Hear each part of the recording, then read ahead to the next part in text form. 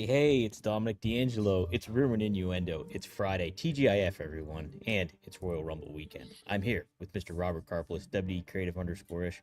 Robert, you got the right link, right? Dom is the best producer in all of wrestling podcasting. He sent me the link for where we were supposed to log in. I'm sitting there. I'm waiting. I'm waiting. I'm waiting. I'm going, I think he sent me the wrong link. And sure enough, he did. Now I come to find out he's out and about in what looks like a bombed out warehouse.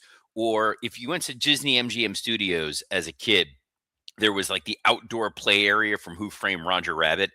That's what that looks like right behind you, Dom. But because you're in there, it's going to be high quality audio. So let's say hi to the folks who are joining us here live. So if I do a lot of the talking, we'll all know why. Wanna Breeze says, "Hello, R and I. If Drew Carey shows up in the Rumble, you know Cody's winning it." Okay. Cleveland Um, rocks.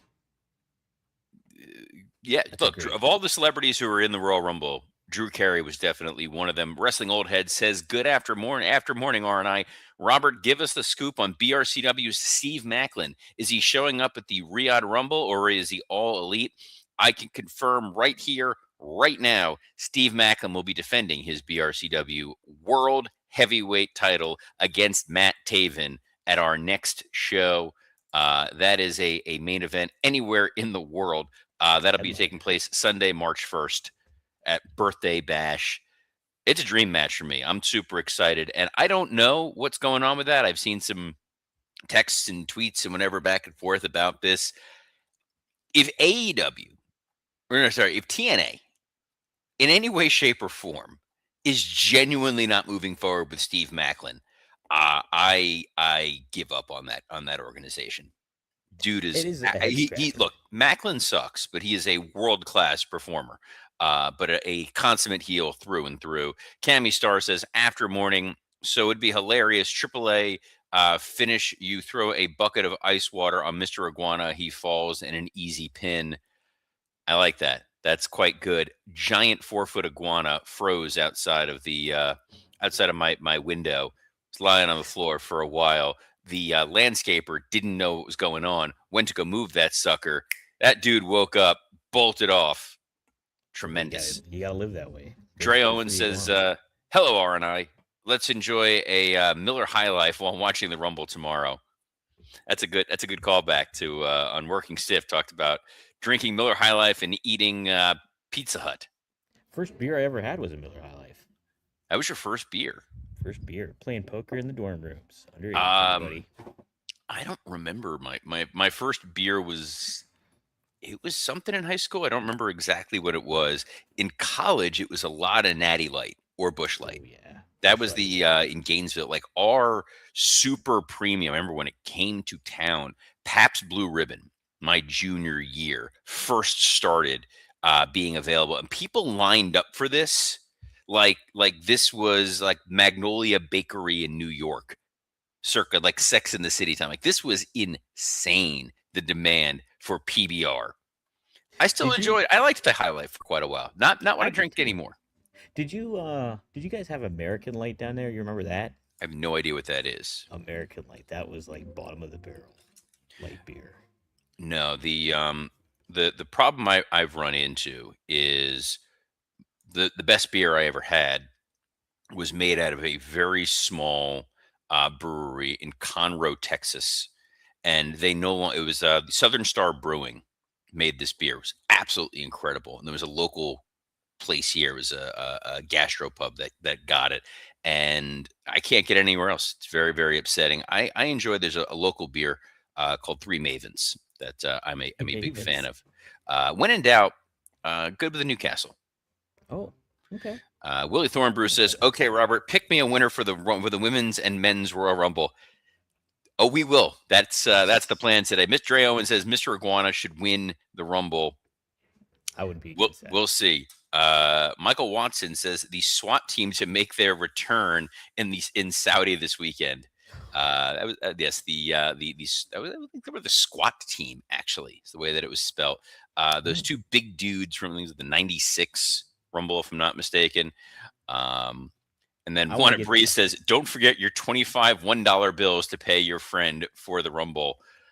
If you have not listened to this week's episode of Working Stiff, it is worth going out of your way just for some of the insane anecdotes that popped out of there. Cammy Star, all the way at the bottom, just dropped a Bud Ice reference. Fear of the Oh, Penguin. Bud Ice. We do.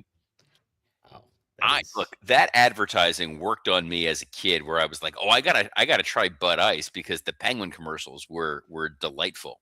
the frogs too. You couldn't beat the frogs. I also, well, but that was just for Budweiser. Bud Ice Mhm. was the Penguins. And then, like, there were so many ads when I was a kid for when Zima first came out. That was a big thing. Didn't know what it Yeah. was. Now I'm just like, Mhm. ugh.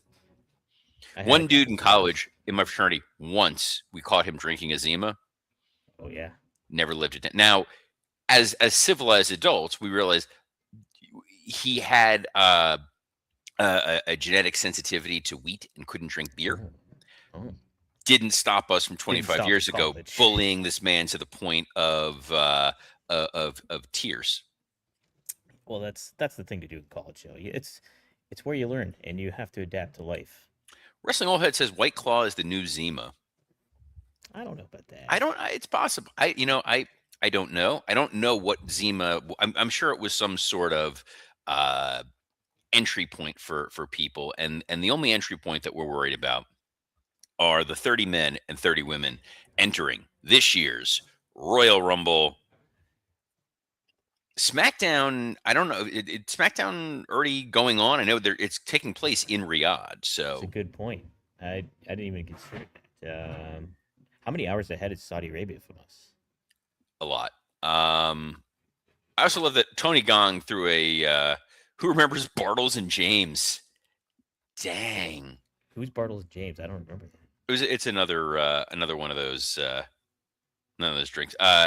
Death X Max X Matt asks, is it on now? I don't know. It'll air tonight at 8 p.m. on USA Network here in good Okay. old US of A. But SmackDown's gonna. Marcus, he could win the Rumble. My brother Marcus could win the Rumble. It could happen. Number 30.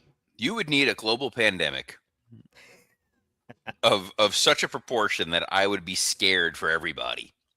For Marcus D'Angelo, with his profanity laced tirades to win a PG product. Just a garbage mouth, that guy. And You had me at he's just garbage. SmackDown, just to briefly kind of touch on it, not a lot of ground to cover, really. I wouldn't think. So the gist of it is really, are we going to further set up what's going on with Cody and Jacob Fatu coming off of Saturday night's main event? I'm sure a last minute Sami Zayn and Drew McIntyre promo to make us care about this incredibly rushed feud. And yeah, a lot of people yelling about wanting to win the Royal Rumble.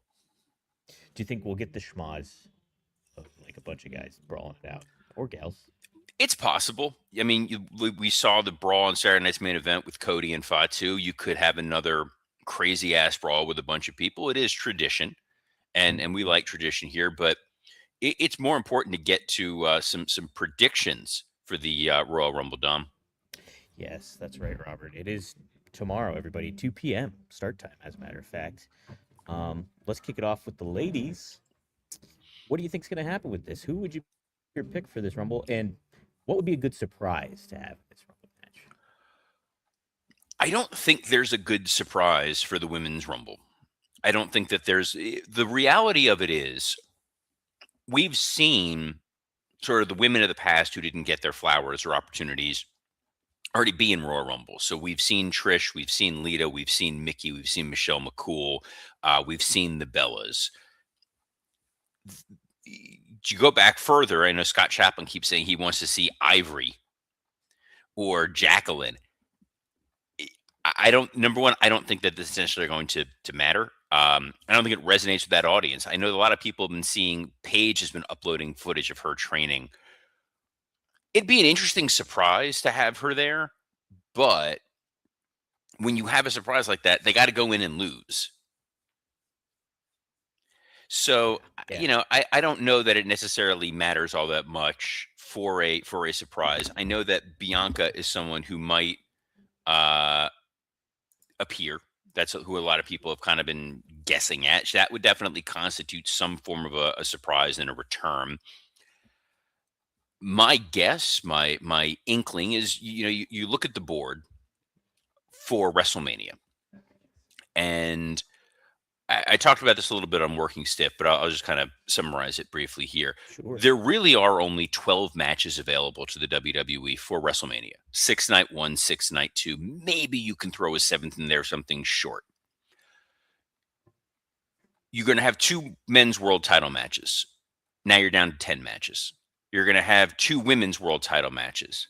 You're down to 8 matches. You're going to probably do one men's tag match, one women's tag match. You're now down to 6 available matches. You're going to probably have either an intercontinental or a U.S. title match. You're down to 5. You're going to have one of the women's secondary matches, probably the women's intercontinental. You're down to 4 matches potentially at WrestleMania that do not involve a title. There are a lot of people who need a home on WrestleMania. Yes, you have the catch-all battle royal. That's fine. Usually But SmackDown though now, right? it's on Usually do that. SmackDown, but there's a Yeah. lot of big names that need something to do. So on the women's side, the two women's champions are not overly impressive. Jade Cargill, Stephanie Vaquer. Stephanie Vaquer is fantastic in the ring. However, she hasn't been given a true story to show us what she can do. It was she won the title. There was that Nikki Bella thing, and now she's sort of in this quasi feud with fake Lady Diesel. Um, Like fake Lady Diesel. on Yeah. the SmackDown side, Jade is someone you can build an opponent to. So I feel like that's where you're going to wind up seeing the winner of the Rumble. It's going to be someone coming from the SmackDown side of things, because on the Raw side, there's a lot of space between now and Mania. I think that the women's tag team match at Mania is going to be a big catch-all. I'm going to just proffer a guess, a 4-team, maybe even a 6-team women's ladder match. You need a ladder match. You need a big spectacle in there. If it's a women's tag team ladder match, that gives you an opportunity to put in the Kabuki Warriors. That's Nia Jackson, Lash Legend. That's Bailey and Lyra Valkyria. That's Alexa Bliss and Charlotte. That's 2 women from the Judgment Day, and possibly Rhea and Io, if they really needed to go that degree. Jade needs an opponent. The most logical, clear opponent would be Tiffany Stratton. So I think Tiffany Stratton winning the Women's Royal Rumble gives the WWE a lot of latitude, because on the Raw side, you can get to a Raw Elimination Chamber match to determine the number 1 contender. And there's a lot of names you can throw in there. You can put Rhea in there, and Io, and Liv. Becky is the Women's Intercontinental Champion. There's no reason to take that off of her. You can put her in there with AJ Lee. That feels like a WrestleMania match. Sure. Well, so you're leaning towards Tiffany winning it. That's your prediction. My prediction would be Tiffany. The only other potential would be a Bianca Belair surprise, and she That goes was in gonna there be and my challenges. That was gonna That's be sort of the backup spot. But it's only if Bianca's back and she's healthy. And then it's like, if Tiffany isn't in this, then what are you doing with Tiffany Stratton to go from big match at WrestleMania last year to not even on the card this year? You could find something for her for sure. Well, You that's could that's put her- that's why I did the math. Yeah. You can only really have so many matches on there, and if you're doing 2 women's world title matches, a women's intercontinental title match, and a women's tag title match, that's 4 of your 12 matches right there. Mhm. I wouldn't be I know it's not everybody can get on the dance card necessarily. I wouldn't be against them waiting to bring Tiffany more so to the forefront if they move her to Raw after WrestleMania, and then you have some good dance partners in regards to like Rhea Ripley or something like that, or Io Sky, and she's a heel, like because she's a natural heel at that. So kind of what I would think. All Hold right. on, I just want to clarify. Devin Dowling, Oh, pretty sure that was a Deep Blue something reference he was trying to throw out there. a modifying the lyrics of Breakfast at Tiffany's. So I That's said, what it "What sounds about like. a Rumble win for Tiffany?" Tip of the cap to you, sir. Tip. That is right in my wheelhouse. Wow. So you 90s back one on? hit 90s one hit wonders all day every day. We're making that happen. Uh, there's a men's Royal Rumble as well, but there's two other Oh, matches on this show, Mr. D'Angelo, that are worth yes. addressing. There is. Let's start with the WWE Championship match. It's Drew McIntyre. He's your champ. He'll be defending it against Sami Zayn after he earned his shot at Saturday Night's main event. Robert, that was on Saturday. If you didn't know, but who do you think is gonna? Does Sami have a shot to win this title? Anything's possible. Yeah.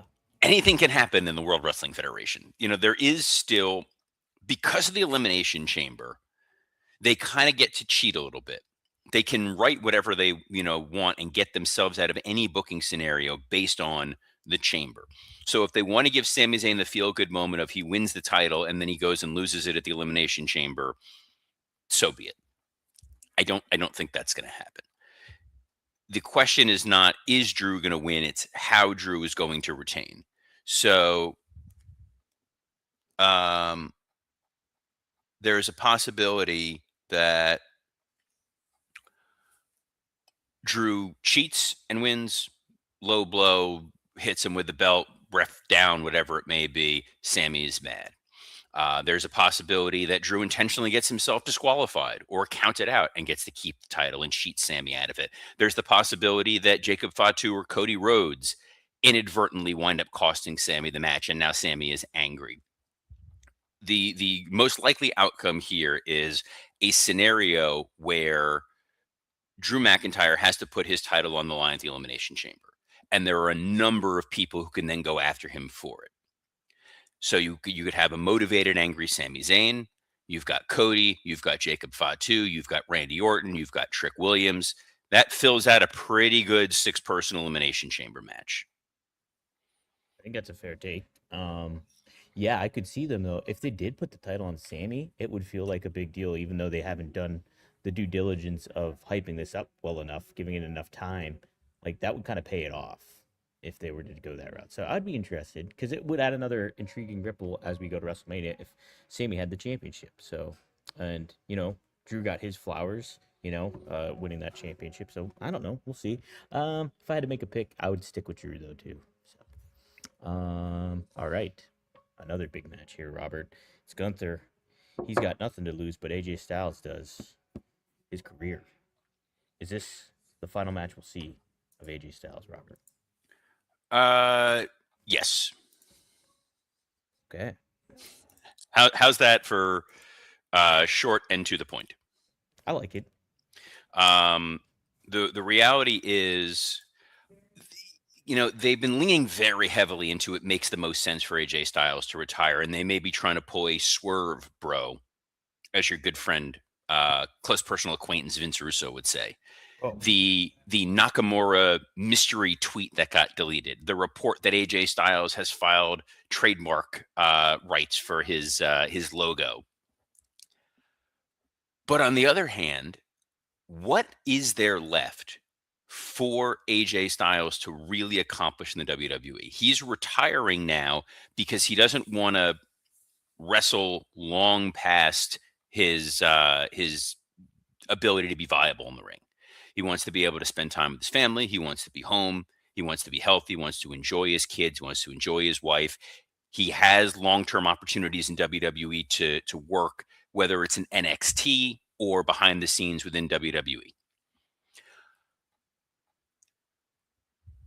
If he doesn't retire here, if he beats Gunther, that means that the buildup of Gunther beating Goldberg and retiring him, beating John Cena and retiring him, but then AJ gets the win, it undercuts Gunther, who's already in sort of a precarious position with the audience.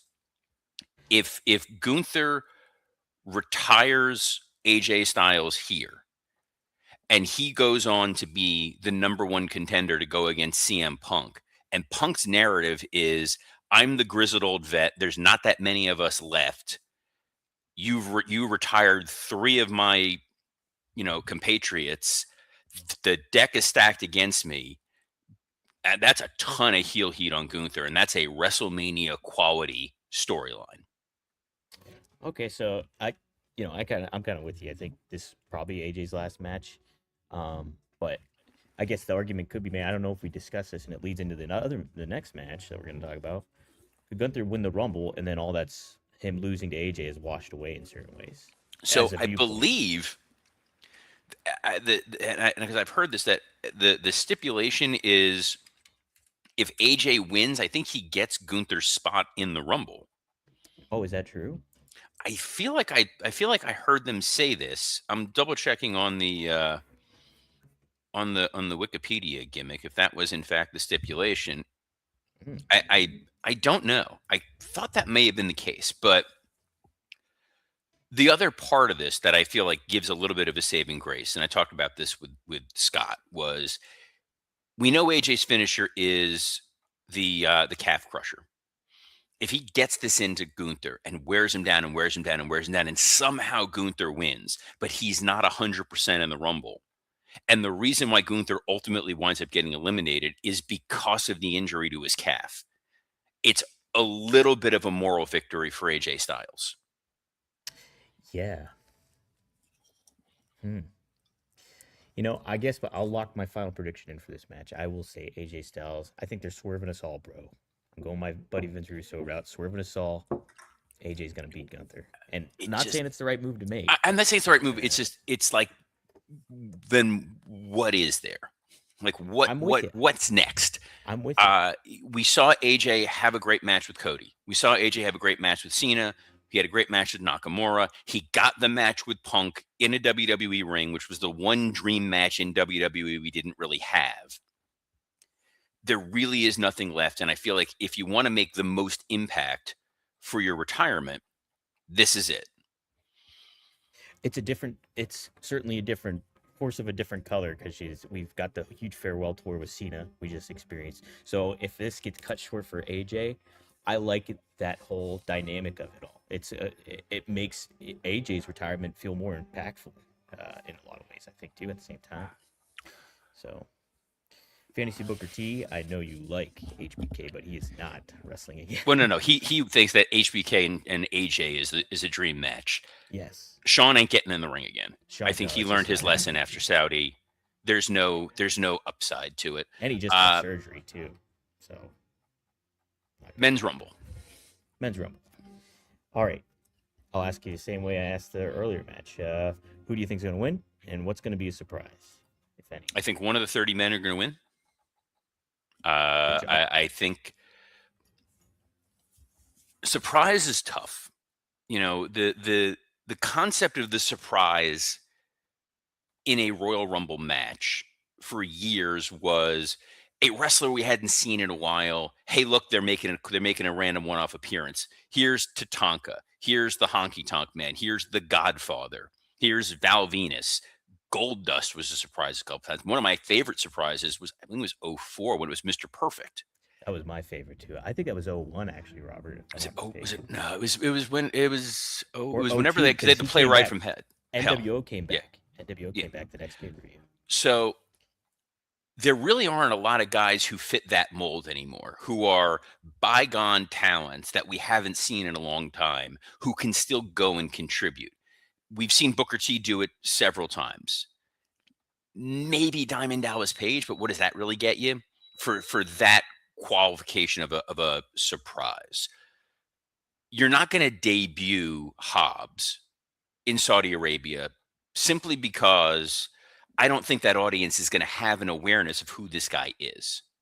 I think they're going to see him and it's going to be like, okay, there's this guy. We don't know who it is. Wait, is that Obafemi, who we've been seeing video packages for? Like, you run that issue of a more casual fan not knowing what the hell's going on. Jericho in the Rumble doesn't mean a whole lot. I If think it he's, does. I think if he's returning, you make that a big moment. And whoever Jericho's opponent is at WrestleMania, that is one of the 4, random matches. And then whoever he debuts against. I thought Brock was going to be a surprise. They've announced Brock. The only surprise that I could theoretically think of that may matter to the Saudi audience would be Jeff Hardy.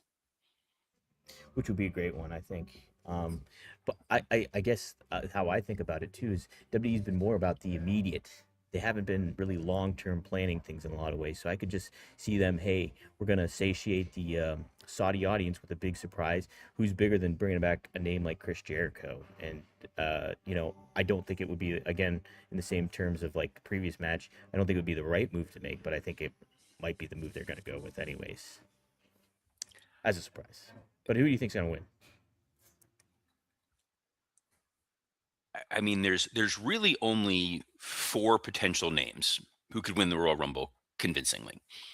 It's there's Cody Rhodes, Gunther, Brock Lesnar, Roman Reigns. I don't think it's going to be Cody. I think Cody is going to be part of the Elimination Chamber match. I don't think it's going to be Gunther because I think that they're going to be able to tell whatever the injury story is with Gunther. I don't think it's going to be Brock because I think whoever eliminates Brock is going to go pair off with Brock. Roman Reigns is the only name that really makes sense because he is not, it's the who's going to be there tomorrow. We know Roman Reigns is wrestling at WrestleMania. He's on the poster, he's in the commercial, he's going to be there. He is not a week in, week out performer. There is no compelling storyline that Roman Reigns has right now where if he wasn't in the title picture, it's, oh, we're going to do Roman Reigns versus X. There is no Roman Reigns The Rock match teed up for WrestleMania. There is no Roman Reigns versus Jey Uso. No one really cares. Not a main event match. If Roman Reigns wins tomorrow night or tomorrow afternoon, January 31st, he is just this spectra, this presence looming in the distance that is going to challenge whoever is the WWE undisputed champion. Whether it's Drew, whether it's Cody, whether it's Fatu, whether it's whoever it is, all you need is Roman is the final boss, for lack of a better term. So you get a lot of mileage out of one match with Roman Reigns versus him being on TV every single week going into WrestleMania. And he doesn't need a story. His story is, I was the tribal chief. I was the head of the table. I was the undisputed champion. I want that back. That's all you need. I think he is probably the most convincing one, especially with all that set up.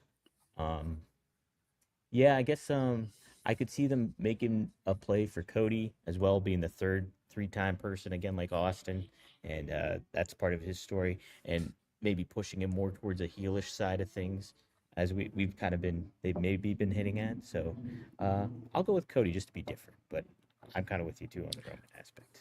I still think we get to Cody Roman. I just think this is the clearest path to it. The other kind of minor piece of intrigue that they have not really fully addressed is, Jacob Fatu got attacked. Drew has been adamant that it's not him. As a heel, it would get a lot of leverage him to say, yeah, it was me. So was there someone else who attacked Jacob Fatu? And was it Sami Zayn? Ooh. I think if Sami loses here, I think there is a path to Sami potentially turning heel, or I think the other long-term option, because they've been playing with it a lot, is Cody turns heel at Mania. Yeah. I think that Cody losing the title, clawing to win it back, that desperation to remain champion, and then he cheats to beat Roman Reigns to retain the title, and we're off to the races. And we will be off to the races and back on Monday to talk all the fallout of Royal Rumble. So you want to be here Monday at noon Eastern on a plethora of platforms, including the WWE Creative _ISH X account, the @Dominic D'Angelo X account, the @SE Scoops X account, and on YouTube on Rumor and Innuendo, ad-free shows, and podcast heat. Dom, even though you sent me the wrong link and you tried to banish me to Riyadh, you're still the best producer in all of wrestling podcasting. So on behalf of the man who is manning a bombed out shelter somewhere, Dominic D'Angelo, I'm Robert Karpolis. Best of luck in your future endeavors. I'm in Saudi, everybody, and so is my brother Marcus, and he's gonna win. Kayfabe. Shh.